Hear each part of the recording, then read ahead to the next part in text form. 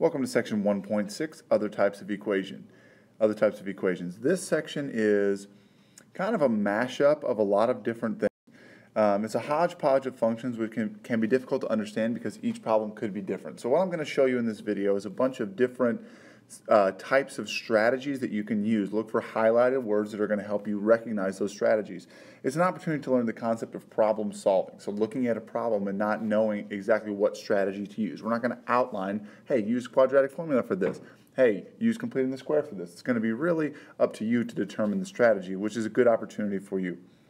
Tips to be successful: take good notes on this video and consult them often. Look at those types of problems that are outlined at the top and it can help you. Recognize the patterns and the types of problems that you're seeing. How is this one like previous ones that I've solved? Also, you might need to apply multiple strategies. So you get to a point and you have to stop. You may need to look back at your notes to find another strategy. And take one step at a time. Take a step. Don't just worry about not being able to see what the result is going to be. Take a step and see if it works out. If that doesn't work, try another one. And be persistent. Continue to solve the problems. Continue to keep going and work the problems diligently, step by step. Okay? So here's the first one.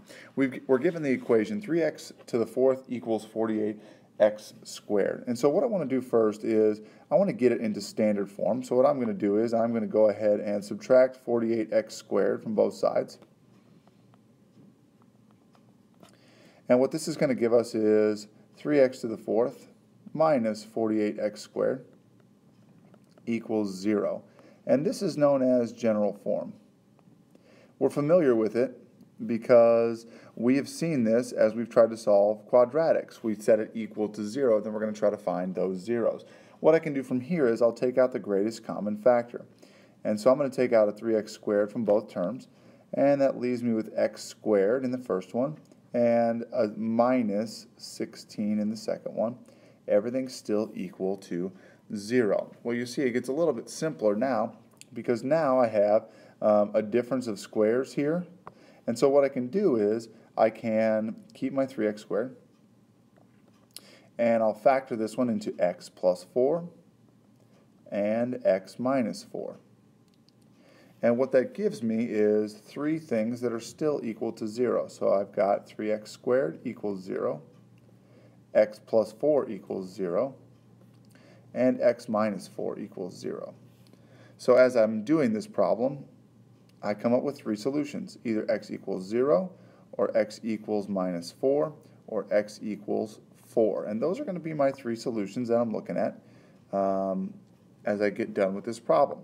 Now, here's a cautionary tale. Let's say we started out at the beginning and we had 3x to the fourth equals 48x squared, and we just decided to divide by that factor that we factored out. So I divide by 3x squared on both sides.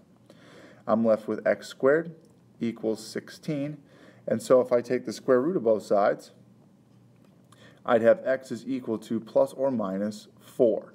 Well, notice what's not there. I'm missing the x equals 0. What happened to it? Well, in solving these problems, it's an important note. We don't want to divide by a variable factor.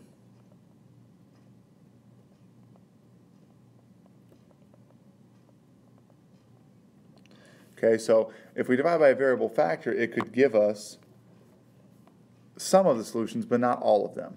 Okay, and so when you go back to consult your notes, look for this and make sure you have taken note of this fact down here. We don't want to divide by a variable factor to begin with. Okay, so that's how you solve one that looks like that. So that's a recognition. When we look at this next one, we're also going to be using factoring, so make sure you highlight that in your notes. And notice the form that we're looking at here. Okay, we've got a different looking problem here, and so this is going to be one where we're going to take some time to recognize form when we're trying to solve these things. I've got four terms, so I want to recall factoring by grouping, or factoring by groups. And if I'm factoring by groups, I'm taking this problem and I'm going to divide it into two parts. Well, the two parts, I'm going to factor them individually. So on this left-hand side of the first expression, I'm going to factor out the biggest thing that I can. I'm going to be left with x minus 3. So I took an x squared out of this one, I took an x squared out of the 3x squared, and I'm left with x minus 3. I haven't done anything to my expression. I just simply divided it in half, and I'm factoring each half. So the second part, I'm going to take out the biggest term that I can, which in this case, for the 3x and the minus 9 is a 3, and I'll be left with x minus 3. Everything's still equal to 0. Well, notice what I've got now. I have two things that are the same. Okay? And so I'm going to rewrite x squared plus 3, and that part that is the same is an x minus 3. Well, notice the similarities here to the problem that we just did. I've got two things, and I'll set each of them individually equal to 0. And as I do that, I can solve. So this one would be, I subtract 3 from both sides. So x squared equals minus 3. So x is equal to the square root of negative 3. And so, well, that should be plus or minus. X is equal to plus or minus square root of 3 times I. So that's one set of solutions. There's two solutions there. This one I'd add 3 to both sides, so x is equal to 3. So in this case, I had 3 solutions. X is equal to plus or minus square root of 3i, and also x is equal to 3. Okay, so that was factoring by groups. We're looking at an expression with 4 terms. Okay, so that'd be 4 terms. We've got the 4 of them there. Here's something we call U substitution. Now this is something we use most often in calculus, but I'm going to show you how to do it. We're going to look at the form here. What we're seeing is we've got an x to the 4th minus 3x squared. Well, we don't immediately know how to factor this, but let's think about it like this. If I had something that was x squared minus 3x plus 2 equals 0, look at the similarities here between these two problems. I've got a squared, and this is 3x to the 1st, and so my exponent is half in that middle term. Well, the same is true here. And so with this one, I would just factor it using asterisks or whatever. You know, I could do it like this, and I'd have a 2 up top, I'd have a minus 3 on the bottom, which was b, and so I'd have a minus 2 and a minus 1. And so this would factor into x minus 1, and x minus 2 equals 0. Well, the only difference here, my x and my x, when they multiply, they're going to give me this x squared. And my middle term is going to have just an x because that's what those beginning terms are. They're just an x as opposed to an x squared or something like that. When I factor something like this over here, my coefficients are the same. This is the caution section. The next sets of problems that we're going to look at involve a little extra piece, and these are going to be radicals, so square roots, cube roots, those kinds of things, absolute values,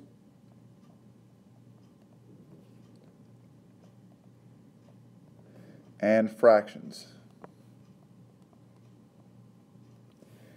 In this section, we're looking for things that have extraneous solutions. So these could have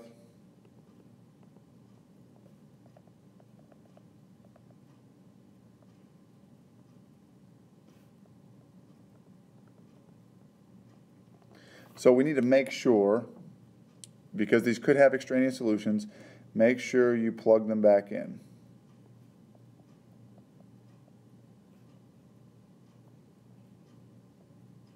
And we need to check our solutions by plugging them back in. As we look at these problems here, what we're trying to do is we're trying to figure out the best way to go about them and make sure we have all of our solutions. An example of a problem that we can use the strategy of solving with radicals would be the square root of 2x plus 7 minus x equals 2. And one of the things we want to do first is we want to isolate the radical.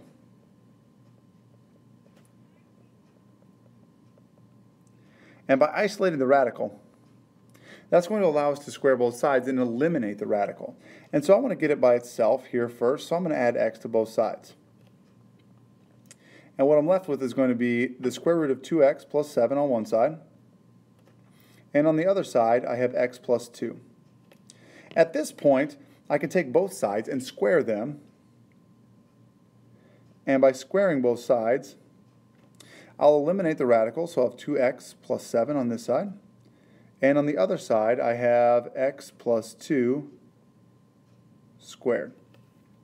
This gives me a good situation to work on because I know that I don't have any more radicals. And so on this right-hand side, I can rewrite as x squared plus 4x plus 4. And on the other side, I've got 2x plus 7. Looking at what I have, I know I'm going to have a quadratic, and so I want to try to put it in general form where I have one side equal to 0. And so I will clear this left-hand side by subtracting 2x and subtracting 7. And so what I end up with is 0 equals x squared plus 2x minus 3. I can solve this quadratic using any of the methods that we've discussed before. So you can use factoring, you can use quadratic formula, you can use completing the square, any of those. It's a good example to use factoring on this one. So I'm going to have x, and I need two things that multiply to -3 and give me, that add to positive 2, and so I'm going to have x plus 3 and x minus 1. Using that as a guideline, I know that I'm going to take each part and set it equal to 0. And so x can be equal to 1, and x can be equal to -3. We need to watch out because we could have extraneous solutions, seeing as how we're dealing with radicals. And so I'm going to test each solution. I'll take the square root of 2x plus 7 minus x equals 2. And I'm going to test both solutions. So I'll take the square root of 2 times -3 plus 7 minus a -3 equals 2. And when I simplify, I get the square root of -6 plus 7 plus 3 equals 2. So the square root of 1 plus 3. And this is 1 plus 3 equals 2. Well, we know that 1 plus 3 is 4, so actually the square root, the x equals -3 does not work. Let's test our other solution. Our other solution would be the square root of 2 times 1 plus 7 minus 1, because I'm putting in 1 for my variable x. So I've got the square root of 2 plus 7 minus 1 equals 2. So the square root of 9 minus 1 equals 2, so 3 minus 1 equals 2 is true, so my solution is x equals 1 for that one. So isolate the radical is the key to dealing with those.